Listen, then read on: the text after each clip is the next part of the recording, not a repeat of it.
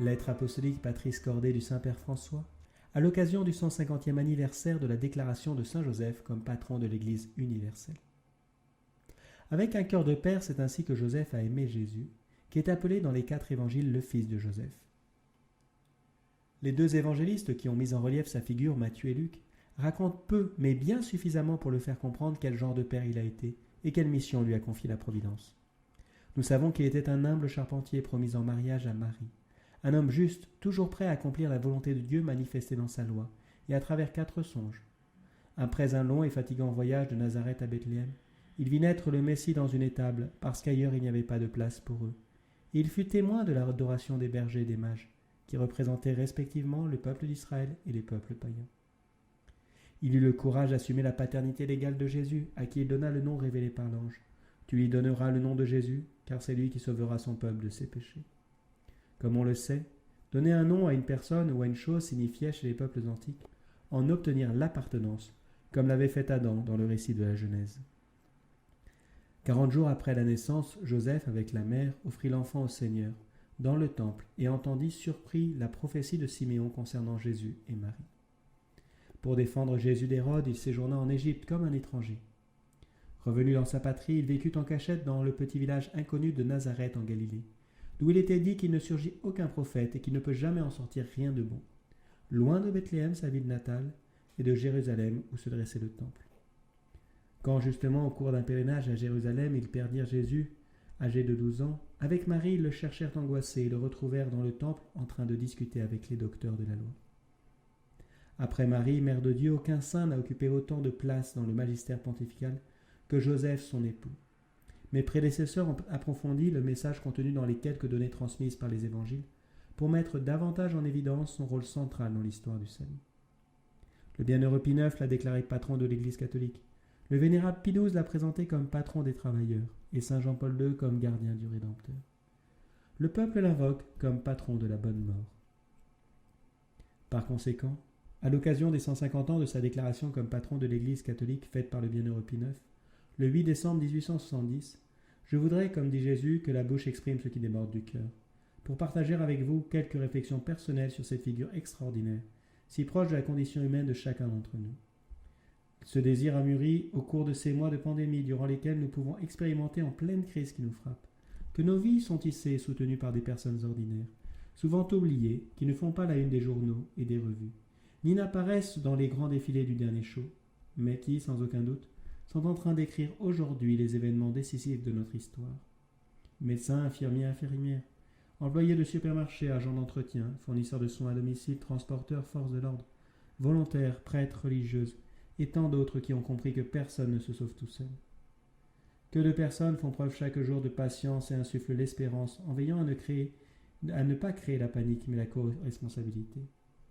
Que de pères, de mères, de grands-pères et de grands-mères, que d'enseignants montrent à nos enfants, par des gestes simples et quotidiens, comment affronter et traverser une crise en réadaptant les habitudes, en levant le regard et en stimulant la prière. Que de personnes prient, offrent et intercèdent pour le bien de tous. Nous pouvons tous trouver en Saint Joseph l'homme qui passe inaperçu, l'homme de la présence quotidienne discrète et cachée, un intercesseur, un soutien et un guide dans les moments de difficulté. Saint Joseph nous rappelle que tous ceux qui, apparemment, sont cachés ou en deuxième ligne, jouent un rôle inégalé dans l'histoire du salut. À eux tous, une parole de reconnaissance et de gratitude est adressée.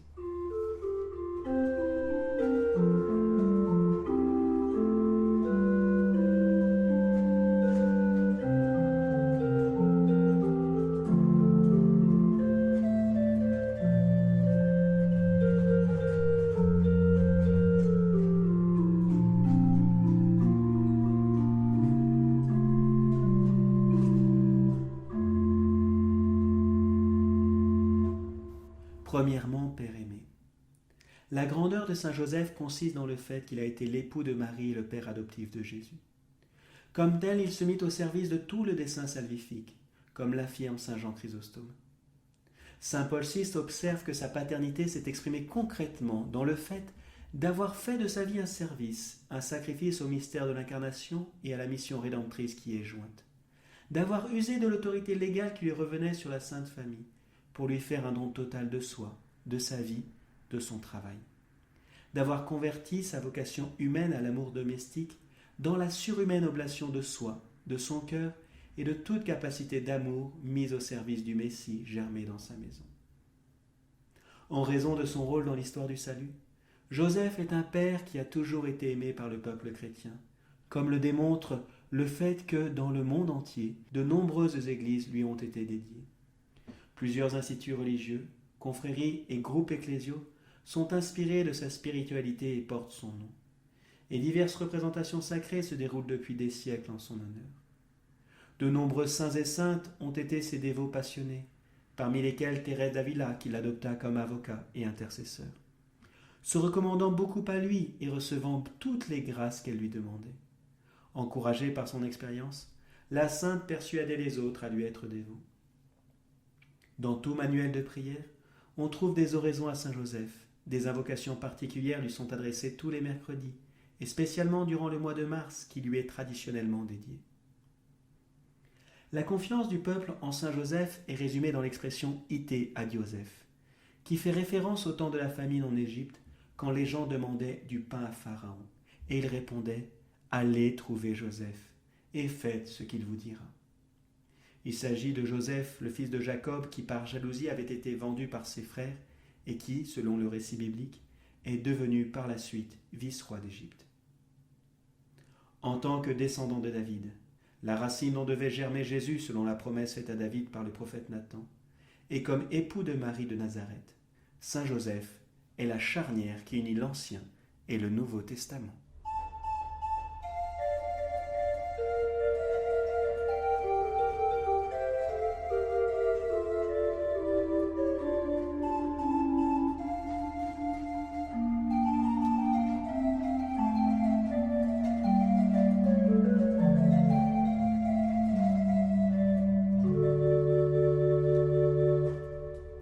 Deuxièmement, Père dans la tendresse.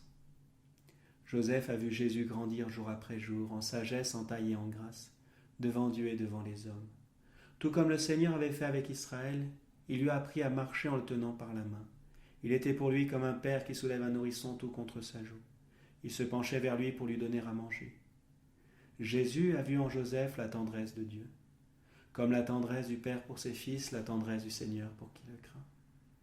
Joseph aura sûrement entendu retentir dans la synagogue, durant la prière des psaumes, que le Dieu d'Israël est un Dieu de tendresse, qu'il est bon envers tous et que sa tendresse est pour toutes ses œuvres. L'histoire du salut s'accomplit en espérant contre toute espérance, à travers nos faiblesses. Nous pensons trop souvent que Dieu ne s'appuie que sur notre côté bon et gagnant, alors qu'en réalité la plus grande partie de ses desseins se réalise à travers et en dépit de notre faiblesse. C'est ce qui fait dire à saint Paul: pour m'empêcher de me surestimer, j'ai reçu dans ma chair une écharde, un envoyé de Satan qui est là pour me gifler, pour empêcher que je me surestime. Par 3 fois j'ai prié le Seigneur de l'écarter de moi, mais il m'a déclaré: ma grâce te suffit, car ma puissance donne toute sa mesure dans la faiblesse. Si telle est la perspective de l'économie du salut, alors nous devons apprendre à accueillir notre faiblesse avec une profonde tendresse. Le malin nous pousse à regarder notre fragilité avec un jugement négatif. Au contraire, l'esprit la met en lumière avec tendresse. La tendresse est la meilleure manière de toucher ce qui en nous est fragile. Le fait de montrer du doigt et le jugement que nous utilisons à l'encontre des autres sont souvent un signe de l'incapacité à accueillir en nous notre propre faiblesse, notre propre fragilité. Seule la tendresse nous sauvera de l'œuvre de l'accusateur. C'est pourquoi il est important de rencontrer la miséricorde de Dieu, notamment dans le sacrement de la réconciliation, en faisant une expérience de vérité et de tendresse. Paradoxalement, le malin aussi peut nous dire la vérité, mais s'il le fait, c'est pour nous condamner. Nous savons cependant que la vérité qui vient de Dieu ne nous condamne pas, mais qu'elle nous accueille, nous embrasse, nous soutient, nous pardonne. La vérité se présente toujours à nous comme le Père miséricordieux de la parabole. Elle vient à notre rencontre, nous redonne la dignité, nous remet debout, fait la fête pour nous parce que mon fils que voilà était mort et il est revenu à la vie. Il était perdu et il est retrouvé. La volonté de Dieu, son histoire, son projet, passent aussi à travers la préoccupation de Joseph. Joseph nous enseigne ainsi qu'avoir foi en Dieu comprend également le fait de croire qu'il peut agir à travers nos peurs, nos fragilités, notre faiblesse. Et il nous enseigne que, dans les tempêtes de la vie, nous ne devons pas craindre de laisser à Dieu le gouvernail de notre bateau. Parfois, nous voudrions tout contrôler, mais lui regarde toujours plus loin.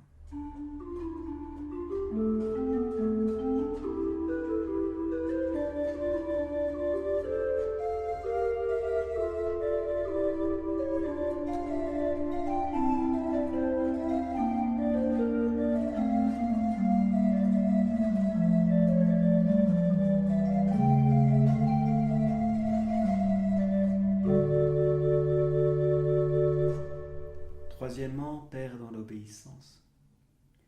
Dieu a aussi révélé à Joseph ses desseins par des songes, de façon analogue à ce qu'il a fait avec Marie, quand il lui a manifesté son plan de salut. Dans la Bible, comme chez tous les peuples antiques, les songes étaient considérés comme un des moyens par lesquels Dieu manifeste sa volonté. Joseph est très préoccupé par la grossesse incompréhensible de Marie.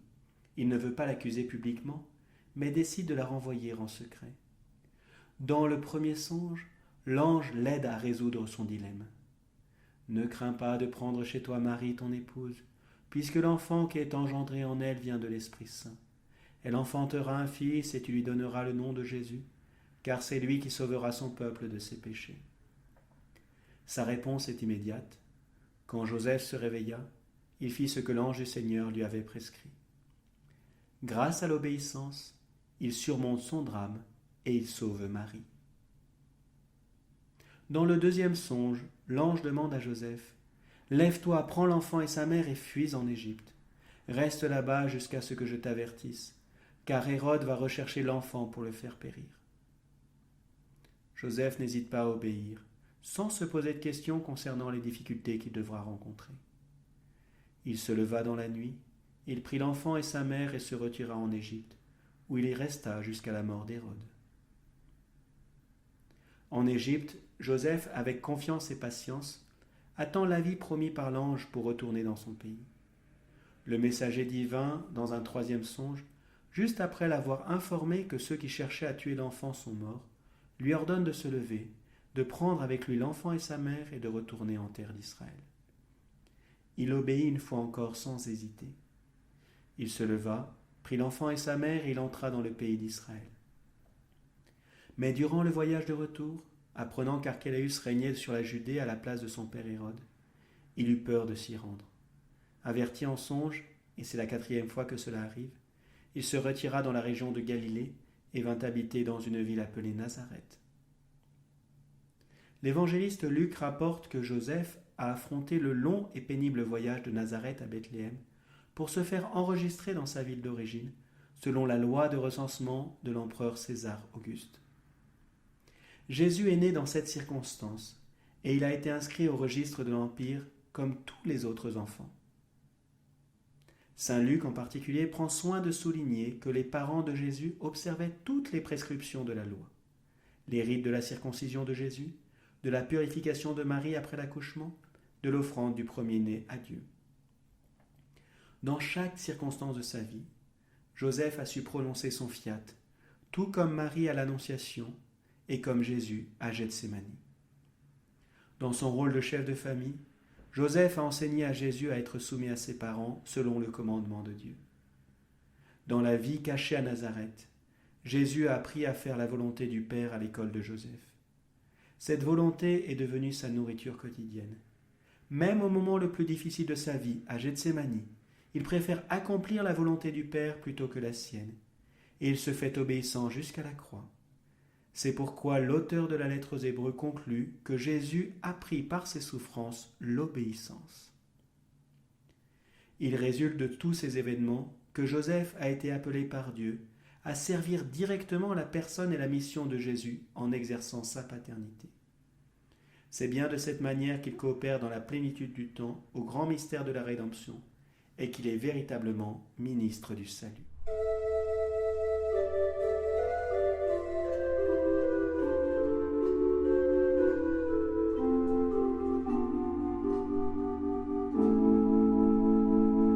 Quatrièmement, Père dans l'accueil. Joseph accueille Marie sans fixer de conditions préalables. Il se fie aux paroles de l'ange. La noblesse de son cœur lui fait subordonner à la charité ce qu'il a appris de la loi. Et aujourd'hui, en ce monde où la violence psychologique, verbale et physique envers la femme est patente, Joseph se montre comme une figure d'homme respectueux, délicat, qui, sans même avoir l'information complète, opte pour la renommée, la dignité et la vie de Marie. Et dans son doute pour la meilleure façon de procéder, Dieu l'aide à choisir en éclairant son jugement. Bien des fois, des événements dont nous ne comprenons pas la signification surviennent dans notre vie. Notre première réaction est très souvent celle de la déception et de la révolte. Joseph laisse de côté ses raisonnements pour faire place à ce qui arrive. Et aussi mystérieux que cela puisse paraître à ses yeux, il l'accueille, en assume la responsabilité et se réconcilie avec sa propre histoire. Si nous ne nous réconcilions pas avec notre histoire, nous ne réussirons pas à faire le pas suivant, parce que nous resterons toujours otages de nos attentes et des déceptions qui en découlent. La vie spirituelle que Joseph nous montre n'est pas un chemin qui explique, mais un chemin qui accueille. C'est seulement à partir de cet accueil, de cette réconciliation, qu'on peut aussi entrevoir une histoire plus grande, un sens plus profond. Semblent résonner les ardentes paroles de Job qui, à l'invitation de sa femme à se révolter pour tout le mal qui lui arrive, répond « Si nous accueillons le bonheur comme venant de Dieu, comment ne pas accueillir de même le malheur ?» Joseph n'est pas un homme passivement résigné, il est fortement et courageusement engagé. L'accueil est un moyen par lequel le don de force qui nous vient du Saint-Esprit se manifeste dans notre vie. Seul le Seigneur peut nous donner la force d'accueillir la vie telle qu'elle est, de faire aussi place à cette partie contradictoire, inattendue, décevante de l'existence. La venue de Jésus parmi nous est un don du Père, pour que chacun se réconcilie avec la chair de sa propre histoire, même quand il ne la comprend pas complètement. Ce que Dieu a dit à notre saint, Joseph, fils de David, ne crains pas, il semble le répéter à nous aussi, n'ayez pas peur. Il faut laisser de côté la colère et la déception, et faire place sans aucune résignation mondaine, mais avec une force pleine d'espérance, à ce que nous n'avons pas choisi et qui pourtant existe. Accueillir ainsi la vie nous introduit à un sens caché. La vie de chacun peut repartir miraculeusement si nous trouvons le courage de la vivre selon ce que nous indique l'Évangile. Et peu importe si tout semble déjà avoir pris un mauvais pli, et si certaines choses sont désormais irréversibles. Dieu peut faire germer des fleurs dans les rochers. Même si notre cœur nous accuse, il est plus grand que notre cœur et il connaît toutes choses. Le réalisme chrétien, qui ne rejette rien de ce qui existe, revient encore une fois.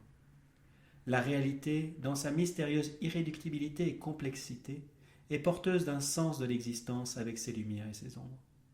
C'est ce qui fait dire à l'apôtre Paul « Nous savons qu'avec ceux qu'il aime, Dieu collabore en tout pour leur bien. » Et saint Augustin ajoute « Même en ce qui est appelé mal, et si amilut quod malum dicitur. » Dans cette perspective globale, la foi donne un sens à tout événement, heureux ou triste. Loin de nous alors de penser que croire signifie trouver des solutions consolatrices faciles. La foi que nous a enseignée le Christ est au contraire celle que nous voyons en Saint Joseph qui ne cherche pas de raccourcis, mais qui affronte les yeux ouverts ce qui lui arrive en assumant personnellement la responsabilité. L'accueil de Joseph nous invite à accueillir les autres sans exclusion, tels qu'ils sont, avec une prédilection pour les faibles parce que Dieu choisit ce qui est faible. Il est père des orphelins, justicier des veuves, et il commande d'aimer l'étranger. Je veux imaginer que, pour la parabole du fils prodigue et du père miséricordieux, Jésus se soit inspiré des comportements de Joseph.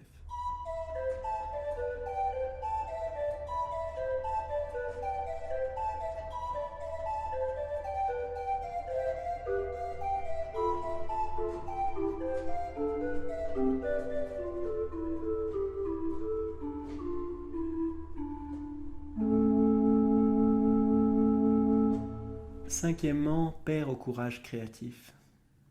Si la première étape de toute vraie guérison intérieure consiste à accueillir sa propre histoire, c'est-à-dire à faire de la place en nous-mêmes, y compris à ce que nous n'avons pas choisi dans notre vie, il faut cependant ajouter une autre caractéristique importante, le courage créatif, surtout quand on rencontre des difficultés. En effet, devant une difficulté, on peut s'arrêter et abandonner la partie, ou bien on peut se donner de la peine. Ce sont parfois les difficultés qui tirent de nous des ressources que nous ne pensons même pas avoir. Bien des fois, en lisant les évangiles de l'enfance, on se demande pourquoi Dieu n'est pas intervenu de manière directe et claire. Mais Dieu intervient à travers des événements et des personnes. Joseph est l'homme par qui Dieu prend soin des commencements de l'histoire de la rédemption. Il est le vrai miracle par lequel Dieu sauve l'enfant et sa mère. Le ciel intervient en faisant confiance au courage créatif de cet homme qui, arrivant à Bethléem et ne trouvant pas un logement où Marie pourra accoucher, aménage une étable et l'arrange afin qu'elle devienne autant que possible un lieu accueillant pour le Fils de Dieu qui vient au monde. Devant le danger imminent d'Hérode qui veut tuer l'enfant, Joseph est alerté, une fois encore en rêve, pour le défendre et il organise la fuite en Égypte au cœur de la nuit. Une lecture superficielle de ces récits donne toujours l'impression que le monde est à la merci des forts et des puissants. Mais la bonne nouvelle de l'Évangile est de montrer comment, malgré l'arrogance et la violence des dominateurs terrestres, Dieu trouve toujours un moyen pour réaliser son plan de salut. Même notre vie semble parfois à la merci des pouvoirs forts. Mais l'Évangile nous dit que ce qui compte, Dieu réussit toujours à le sauver à condition que nous ayons le courage créatif du charpentier de Nazareth, qui sait transformer un problème en opportunité, faisant toujours confiance à la providence. Si quelquefois Dieu semble ne pas nous aider, cela ne signifie pas qu'il nous a abandonnés, mais qu'il nous fait confiance, qu'il fait confiance en ce que nous pouvons projeter, inventer, trouver. Il s'agit du même courage créatif démontré par les amis du paralytique, qui le descendent par le toit pour le présenter à Jésus. La difficulté n'a pas arrêté l'audace et l'obstination de ses amis. Ils étaient convaincus que Jésus pouvait guérir le malade. Et comme ils ne savaient pas par où l'introduire à cause de la foule, ils montèrent sur le toit, et à travers les tuiles, ils le descendirent avec la civière, au milieu, devant Jésus. Voyant leur foi, il dit « Homme, tes péchés te sont remis ». Jésus reconnaît la foi créative avec laquelle ces hommes ont cherché à lui amener leur ami malade. L'Évangile ne donne pas d'informations concernant le temps pendant lequel Marie, Joseph et l'enfant restèrent en Égypte. Cependant, ils auront certainement dû manger, trouver une maison, un travail. Il ne faut pas beaucoup d'imagination pour remplir le silence de l'Évangile à ce propos. La Sainte Famille a dû affronter des problèmes concrets comme toutes les autres familles, comme beaucoup de nos frères migrants qui encore aujourd'hui risquent leur vie, contraints par les malheurs et la faim. En ce sens, je crois que Saint Joseph est vraiment un patron spécial pour tous ceux qui doivent laisser leur terre à cause des guerres, de la haine, de la persécution et de la misère. À la fin de chaque événement qui voit Joseph comme protagoniste, l'Évangile note qu'il se lève, prend avec lui l'enfant et sa mère et fait ce que Dieu lui a ordonné. Jésus et Marie, sa mère, sont en effet le trésor le plus précieux de notre foi. On ne peut pas séparer dans le plan du salut le fils de la mère, de celle qui avança dans son pèlerinage de foi, gardant fidèlement l'union avec son Fils jusqu'à la croix. Nous devons toujours nous demander si nous défendons de toutes nos forces Jésus et Marie, qui sont mystérieusement confiés à notre responsabilité, à notre soin, à notre garde. Le Fils du Tout-Puissant vient dans le monde en assumant une condition de grande faiblesse. Il se fait dépendant de Joseph pour être défendu, protégé, soigné, élevé. Dieu fait confiance à cet homme, comme le fait Marie qui trouve en Joseph celui qui non seulement veut lui sauver la vie, mais qui s'occupera toujours d'elle et de l'enfant. En ce sens, Joseph ne peut pas ne pas être le gardien de l'Église, parce que l'Église est le prolongement du corps du Christ dans l'histoire, et en même temps, dans la maternité de l'Église est esquissée la maternité de Marie. Joseph, en continuant de protéger l'Église, continue de protéger l'enfant et sa mère. Et nous aussi, en aimant l'Église, nous continuons d'aimer l'enfant et sa mère. Cet enfant est celui qui dira « Dans la mesure où vous l'avez fait à l'un de ces plus petits de mes frères, c'est à moi que vous l'avez fait. » Ainsi, chaque nécessiteux, chaque pauvre, chaque souffrant, chaque moribond, chaque étranger, chaque prisonnier, chaque malade est l'enfant que Joseph continue de défendre. C'est pourquoi Saint Joseph est invoqué comme protecteur des miséreux, des nécessiteux, des exilés, des affligés, des pauvres, des moribonds. Et c'est pourquoi l'Église ne peut pas ne pas aimer avant tout les derniers, parce que Jésus a placé en eux une préférence. Il s'identifie à eux personnellement. Nous devons apprendre de Joseph le même soin, la même responsabilité. Aimer l'enfant et sa mère, aimer les sacrements et la charité, aimer l'Église et les pauvres. Chacune de ces réalités est toujours l'enfant et sa mère.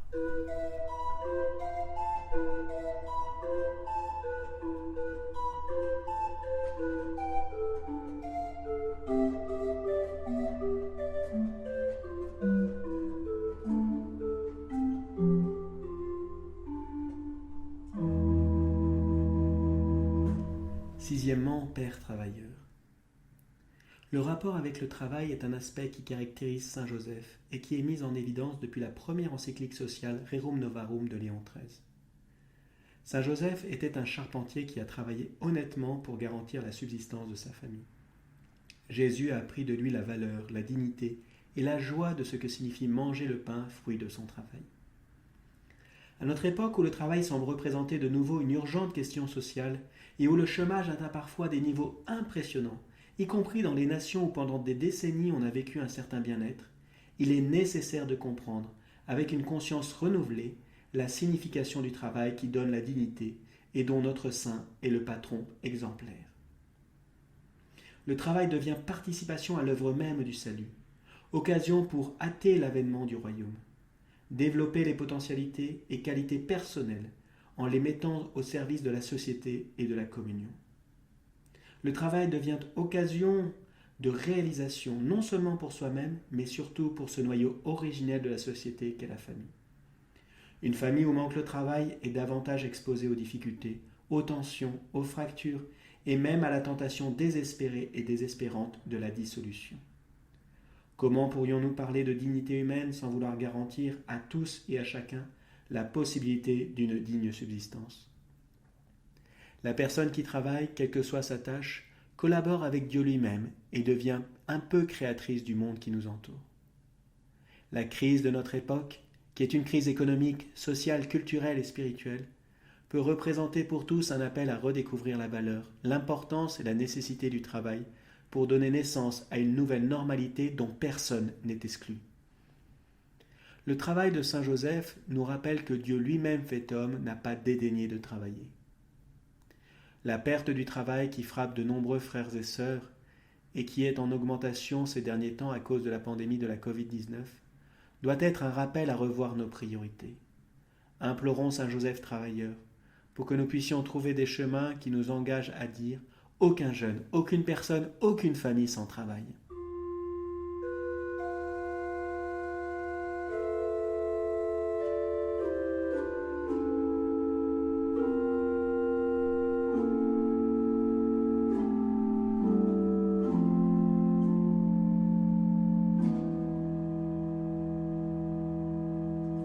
Septièmement, père dans l'ombre. L'écrivain polonais Jan Obrazinski, dans son livre L'ombre du père, a raconté la vie de saint Joseph sous forme de roman. Avec l'image suggestive de l'ombre, il définit la figure de Joseph qui est pour Jésus l'ombre sur la terre du Père céleste. Il le garde, le protège, ne se détache jamais de lui pour suivre ses pas. Pensons à ce que Moïse rappelle à Israël.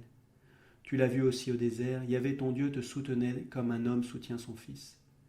C'est ainsi que Joseph a exercé la paternité pendant toute sa vie.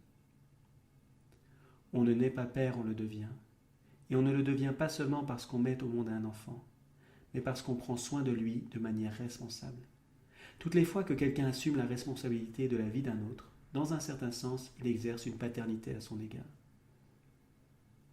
Dans la société de notre temps, les enfants semblent souvent être orphelins de père. Même l'Église d'aujourd'hui a besoin de père. L'avertissement de saint Paul aux Corinthiens est toujours actuel. Auriez-vous des milliers de pédagogues dans le Christ, vous n'avez pas plusieurs pères. Chaque prêtre ou évêque devrait pouvoir dire comme l'apôtre, « C'est moi qui par l'Évangile vous ai engendré dans le Christ Jésus. » Et aux Galates, il dit, « Mes petits enfants, vous que j'enfante à nouveau dans la douleur jusqu'à ce que le Christ soit formé en vous. » Être père signifie introduire l'enfant à l'expérience de la vie, à la réalité. Ne pas le retenir, ne pas l'emprisonner, ne pas le posséder, mais le rendre capable de choix, de liberté, de départ. C'est peut-être pourquoi, à côté du nom de père, la tradition a qualifié Joseph de très chaste. Ce n'est pas une indication simplement affective, mais c'est la synthèse d'une attitude qui exprime le contraire de la possession. La chasteté est le fait de se libérer de la possession dans tous les domaines de la vie. C'est seulement quand un amour est chaste qu'il est vraiment amour. L'amour qui veut posséder devient toujours à la fin dangereux. Il emprisonne, étouffe, rend malheureux. Dieu lui-même a aimé l'homme d'un amour chaste, en le laissant libre même de se tromper et de se retourner contre lui. La logique de l'amour est toujours une logique de liberté. Et Joseph a su aimer de manière extraordinairement libre. Il ne s'est jamais mis au centre. Il a su se décentrer, mettre au centre de sa vie Marie et Jésus. Le bonheur de Joseph n'est pas dans la logique du sacrifice de soi, mais du don de soi. On ne perçoit jamais en cet homme de la frustration, mais seulement de la confiance. Son silence persistant ne contient pas de plainte, mais toujours des gestes concrets de confiance. Le monde a besoin de pères, il refuse les chefs, il refuse celui qui veut utiliser la possession de l'autre pour remplir son propre vide. Il refuse ceux qui confondent autorité avec autoritarisme, service avec servilité, confrontation avec oppression, charité avec assistanat, force avec destruction. Toute vraie vocation naît du don de soi qui est la maturation du simple sacrifice. Ce type de maturité est demandé même dans les sacerdoces et dans la vie consacrée. Là où une vocation matrimoniale, célibataire ou virginale n'arrive pas à la maturation du don de soi, en s'arrêtant seulement à la logique du sacrifice, alors, au lieu de se faire signe de la beauté et de la joie de l'amour, elle risque d'exprimer malheur, tristesse et frustration. La paternité qui renonce à la tentation de vivre la vie des enfants ouvre toujours tout grand des espaces à l'inédit. Chaque enfant porte toujours avec soi un mystère, un inédit qui peut être révélé seulement avec l'aide d'un père qui respecte sa liberté, un père qui est conscient de compléter son action éducative et de vivre pleinement la paternité seulement quand il s'est rendu inutile, quand il voit que l'enfant est autonome et marche tout seul sur les sentiers de la vie, quand il se met dans la situation de Joseph, qui a toujours su que cet enfant n'était pas le sien, mais avait été simplement confié à ses soins. Au fond, c'est ce que laisse entendre Jésus quand il dit « N'appelez personne votre Père sur la terre, car vous n'en avez qu'un, le Père céleste. » Chaque fois que nous nous trouvons dans la condition d'exercer la paternité, nous devons toujours nous rappeler qu'il ne s'agit jamais d'un exercice de possession, mais d'un signe qui renvoie à une paternité plus haute. En un certain sens, nous sommes toujours tous dans la condition de Joseph, une ombre de l'unique Père céleste qui fait lever son soleil sur les méchants et sur les bons, et tomber la pluie sur les justes et sur les injustes, et une ombre qui suit le Fils.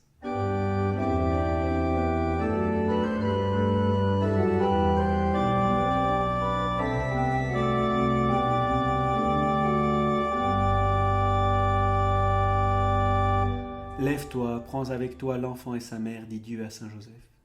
Le but de cette lettre apostolique est de faire grandir l'amour envers ce grand saint, pour être poussé à implorer son intercession et pour imiter ses vertus et son élan. En effet, la mission spécifique des saints est non seulement d'accorder des miracles et des grâces, mais d'intercéder pour nous devant Dieu, comme l'ont fait Abraham et Moïse, comme le fait Jésus, unique médiateur, qui est auprès de Dieu Père, notre avocat, toujours vivant pour intercéder en notre faveur.